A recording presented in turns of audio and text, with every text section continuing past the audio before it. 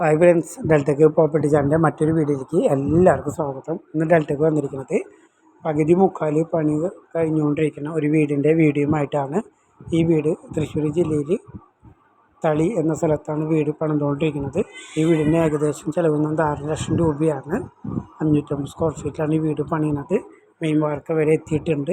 ഇങ്ങനെയുള്ള വീടുകൾ നിർമ്മിച്ച് നൽകാൻ നിങ്ങൾക്ക് ആവശ്യമെങ്കിൽ ഡെൽറ്റക്ക് എന്ന നമ്പറിലേക്ക് കോൺടാക്റ്റ് വാട്സപ്പ് ചെയ്യുക.